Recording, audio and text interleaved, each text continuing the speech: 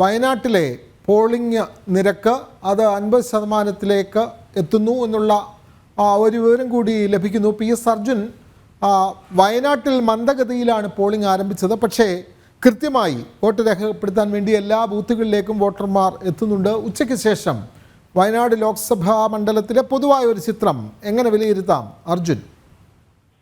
കൃഷ്ണരാജ് 46.03% വോട്ടാണ്, 2.5 വോട്ട് ശതമാനം.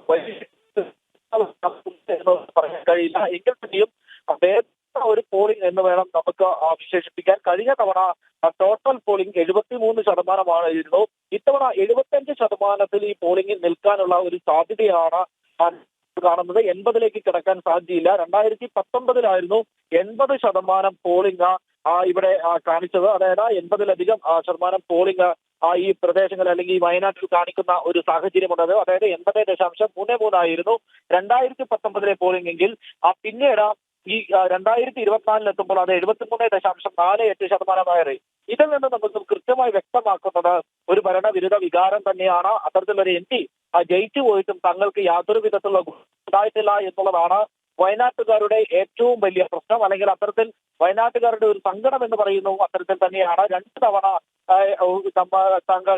ഞങ്ങൾ ഈ ഒരു MP ജയിപ്പിച്ചു വിട്ടു. പക്ഷെ 2 തവണയും തങ്ങളെ നിരാശപ്പെടുത്തുകയാണ് ചെയ്തത്. ആദ്യത്തെ തവണ ജയിച്ചു പോയെങ്കിലും MP രാഹുൽ കാര്യമായ രീതിയിൽ ഒന്നും തന്നെ വയനാടിനെ ചെയ്തിട്ടില്ല എന്നുള്ളത് വേണം പറയുവാൻ. ഒരു 9 തവണ മാത്രമാണ് ആ സമയത്ത് രാഹുൽ ഗാന്ധി വയനാട്ടിലെത്തിയത്.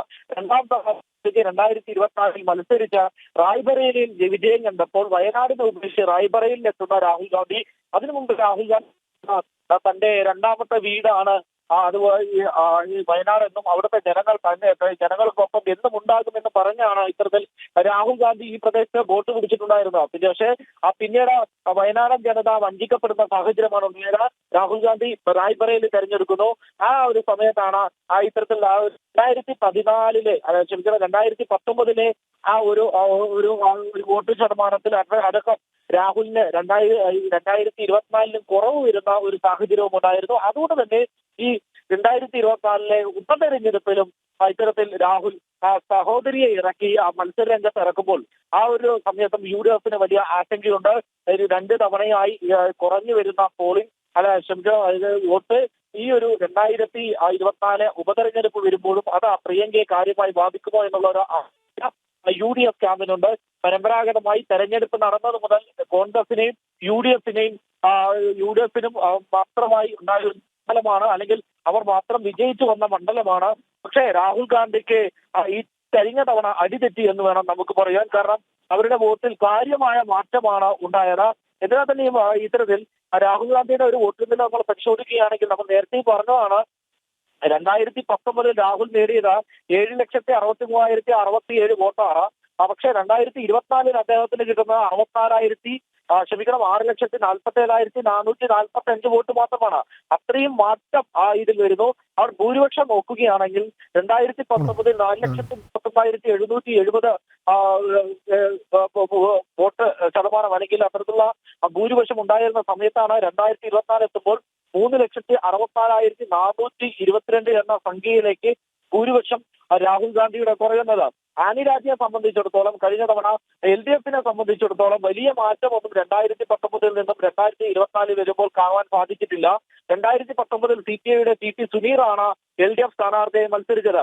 അവർക്ക് അദ്ദേഹത്തിന് കിട്ടിയത് 2,74,597 വോട്ടാണ് അദ്ദേഹത്തിന് കിട്ടിയത്.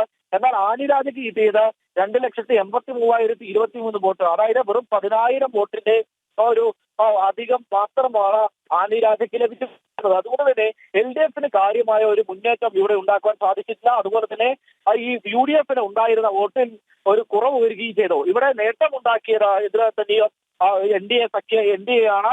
അത്തരത്തിൽ സുരേന്ദ്രൻ നേട്ടമുണ്ടാക്കിയത് എന്ന് വേണം പറയാൻ. അതായത് തുഷാർ വെള്ളാപ്പള്ളി NDAയുടെ സ്ഥാനാർത്ഥിയെ അന്ന് നിന്നിരുന്നത് തുഷാർ വെള്ളാപ്പള്ളിയായിരുന്നു. തുഷാർ വെള്ളാപ്പള്ളി പിടിച്ചത് 78,816 വോട്ടാണ് അന്ന് പിടിച്ചിരുന്നെങ്കിൽ പിന്നീട് ഇവിടെ സുരേന്ദ്രൻ മത്സരിച്ചപ്പോൾ 1,41,045 വോട്ടടക്കം പിടിക്കുന്ന ഒരു സാഹചര്യമാണ്. ഏകദേശം 40,000 വോട്ടിന്റെ വർധനമാണ് BJPക്ക് ഉണ്ടായത്, അല്ലെങ്കിൽ NDAക്ക് ഉണ്ടായത്. അത്തരത്തിൽ വലിയ പ്രതീക്ഷയിലാണ് NDA സ്ഥാനാർത്ഥി അടക്കമുള്ളത്. ഇങ്ങനെയുള്ള ഈ വോട്ടിന്റെ കൂടെ മറ്റു വോട്ടുകൾ കൂടി തനിക്ക് വരികയാണെങ്കിൽ ഈസിയായി ഇവരെ നിന്നും ജയിക്കാമെന്നുള്ള ഒരു പ്രതീക്ഷയാണ് NDA സ്ഥാനാർത്ഥിക്കുള്ളത്. NDAക്കുള്ളത് സ്വാഭാവികമായിട്ടും വയനാട്ടിനെ സംബന്ധിച്ചിടത്തോളം നിരവധി പ്രശ്നങ്ങളുണ്ട്. നേരത്തെ നമ്മൾ അഡ്രസ് ചെയ്ത് പോയതാണ്. വന്യമൃഗ ശല്യമുണ്ട്, രാത്രിയാത്രാ നിരോധനമുണ്ട്. ഇങ്ങനെ നിരവധി പ്രശ്നങ്ങൾ നിറഞ്ഞിരിക്കുന്ന ഒരു ജില്ലയാണ് വയനാട്. കാർഷിക മേഖലയാണ്, കർഷകരൊക്കെ താറുമാറായി കിടക്കുന്ന ഒരു സാഹചര്യം. വിലക്കയറ്റം, രൂക്ഷമാകുന്ന വിലക്കയറ്റം, ടൂറിസം പാടെ തകർന്നിരിക്കുന്നു.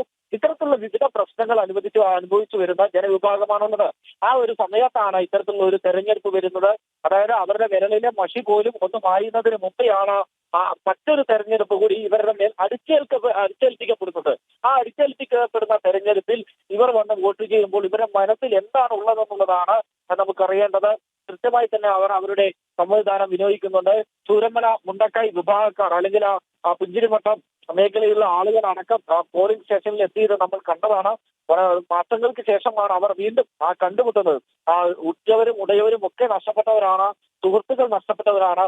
3 മാസങ്ങൾക്ക് ശേഷമാണ് അവർ ഇത്തരത്തിൽ ഒത്തുകൂടുന്നത്. ഒരു തെരഞ്ഞെടുപ്പ് വന്നപ്പോൾ അവർക്ക് ഒത്തുകൂടാനുള്ള ഒരു സാഹചര്യം ഉണ്ടായി. പക്ഷേ പലരുടെയും മുഖത്ത് നമ്മൾ കാണുന്നത് കണ്ണീരും അതുപോലെ തന്നെ അവരുടെ ദുഃഖങ്ങളുമാണ്. അതായത് പലരും ഇപ്പോഴും ഇല്ല. പണ്ട് തങ്ങൾ വോട്ട് ചെയ്ത സ്കൂളില്ല, ആ സ്കൂള് വെള്ളാർമല സ്കൂളിലായിരുന്നു ഈ കഴിഞ്ഞ തവണയൊക്കെ അവർ വോട്ട് ചെയ്തത്. പക്ഷേ ഇത്തവണ ആ സ്കൂളില്ല, സ്കൂളിൽ വോട്ട് രേഖപ്പെടുത്താൻ കഴിയില്ല.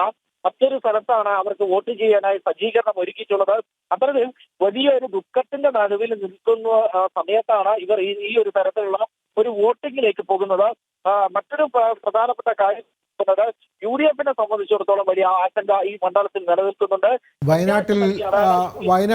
വയനാട് ലോക്സഭാ ഉപതെരഞ്ഞെടുപ്പിലും പോളിംഗ് തുടരുകയാണ്. 50% എത്തുകയാണ്. എല്ലാ ബൂത്തുകളിലും സമാധാനപരമായി പോളിംഗ് പുരോഗമിക്കുന്നു. വിവരങ്ങൾ നൽകുകയായിരുന്നു അർജുൻ.